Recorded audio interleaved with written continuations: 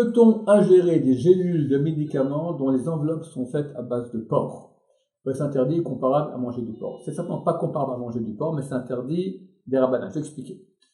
N'est interdit à la consommation des aliments non cachers que s'ils sont mangeables, s'ils sont immangeables.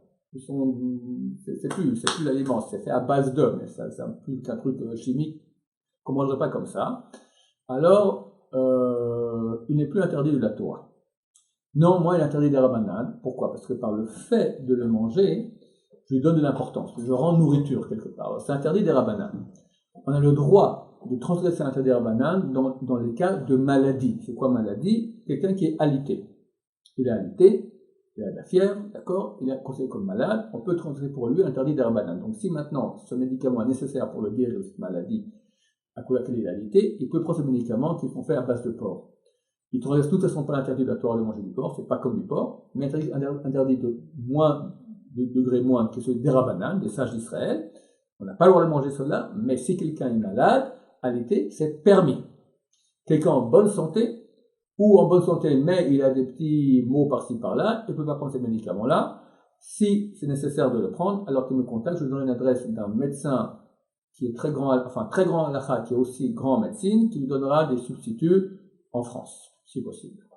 Et les vaccins obligatoires maintenant en France, qui sont à base de porc sur l'île, il n'y a aucun problème de recevoir un vaccin par le biais d'une piqûre, parce que ce qui est interdit au niveau de la cache-route, c'est quand on avale, d'accord? Quand on avale, là c'est interdit. Il y a certains interdits duquel on n'a pas le droit de profiter. Alors s'il n'y en a pas beaucoup, c'est viande et lait qui ont été cuits ensemble. On parle de viande de bœuf, de chèvre ou de mouton.